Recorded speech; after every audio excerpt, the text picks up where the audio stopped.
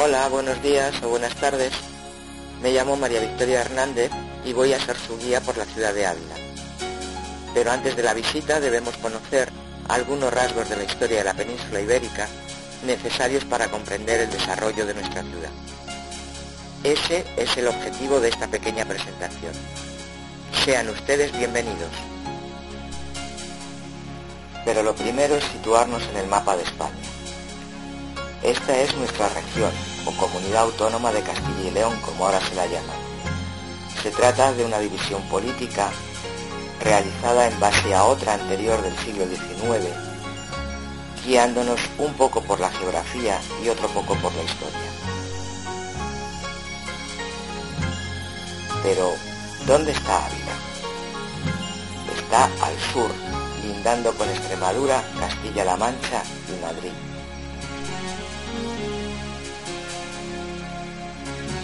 Sobre un mapa plano, esta situación no nos dice nada, pero ¿qué pasa si la vemos desde un punto de vista geográfico?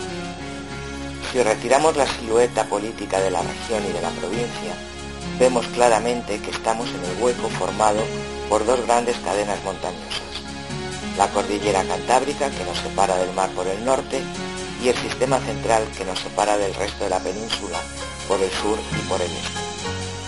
La única forma de penetrar en este apartado rincón es o bien por el oeste desde Portugal y aprovechando los valles de los ríos, el Duero y el Tajo, o bien por la pequeña brecha que queda abierta entre las dos cadenas montañosas.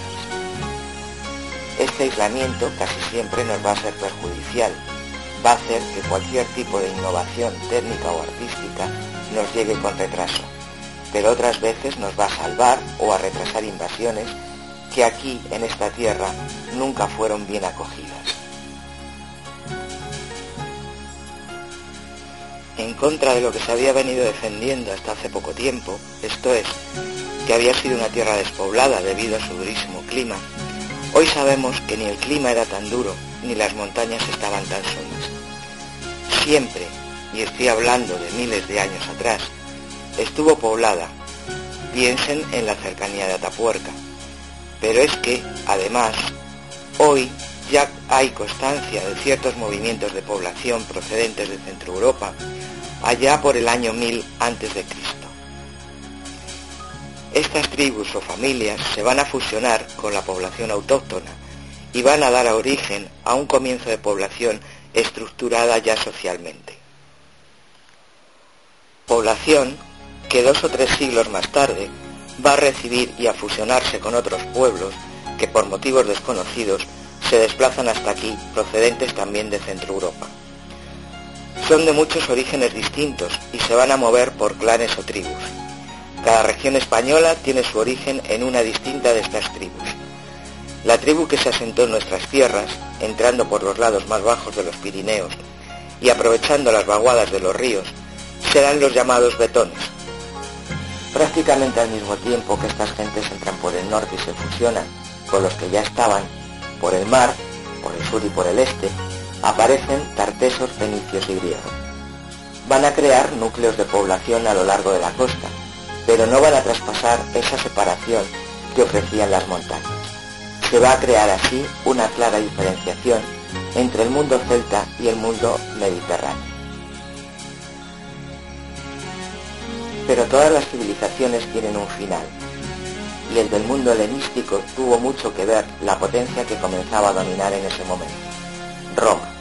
Pero para ser la grande, la única, tiene que sortear varios escollos. Uno de ellos, si no el principal, fue Cartago. ¿Qué pretendía Roma? Alejar la guerra de su territorio. ¿Qué pretendía Cartago? Lo mismo, pero al revés. Coger a Roma por sorpresa, por la espalda, a través de los Pirineos y de los Alpes, y para ello tuvo que invadir y atravesar Hispania con sus famosos elefantes. Pero no iba a hacerlo por las zonas que Roma controlaba, sería un desgaste innecesario.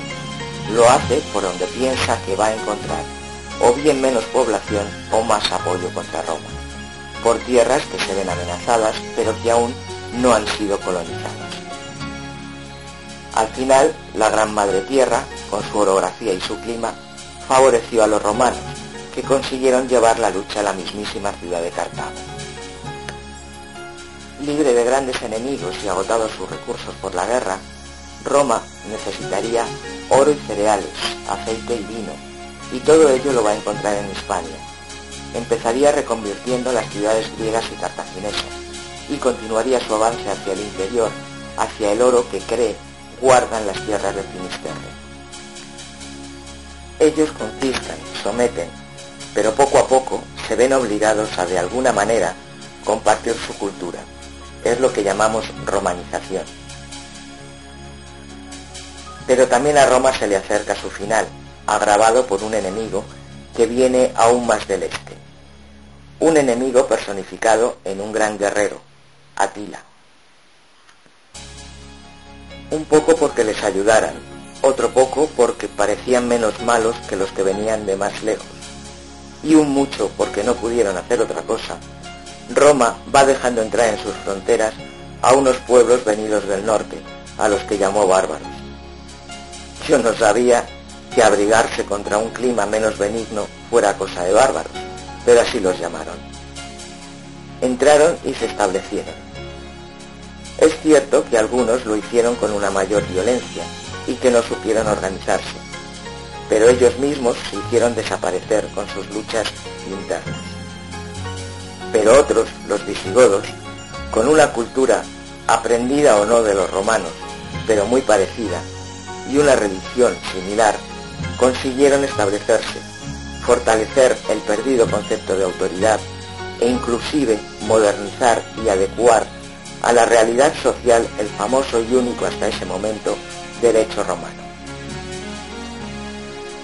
Desaparece Roma, sus ciudades cambian de dirigentes, hasta que, como todas las culturas, y más aún si se tiene un enemigo fuerte, también los visigodos comenzaron a sucumbir ante el empuje que esta vez de nuevo viene del sur. Los árabes conquistan rápidamente la península, debido a varios factores. Primero, el desencanto del pueblo llano con sus dirigentes elitistas. Segundo, la ayuda que algunos de estos señores les prestan. Tercero y sobre todo, a la red de caminos que Roma haya dejado hecha. Pero no pasan de esa última barrera montañosa, la formada por la cordillera Cantábrica y los Pirineos. Solo 11 años tardaron en conquistar la península, los mismos que los cristianos tardaron en organizarse. Sin embargo, estos tardaron casi 800 en recuperar el territorio perdido. 800 años de guerra son muchos, tantos como para dar lugar a que las culturas se mezclen, los idiomas se confundan y las tierras y las gentes acaben pareciendo tener más de una raza que de la otra. Pero sobre todo van a dar lugar a un estrato social distinto del resto, el de los guerreros, sean nobles o simples soldados.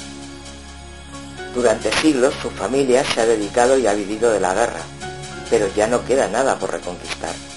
Tienen que buscar otros horizontes, y así estos militares en paro buscarán tierras nuevas para conquistar, en el continente africano, en el Mediterráneo más lejano, y aunque sea por equivocación, en las Indias. Esta expansión va a dar lugar a lo que ha venido a llamarse el Imperio Español, pero como viene siendo habitual en nuestro cuento, ese imperio pronto se tambalea y desaparece.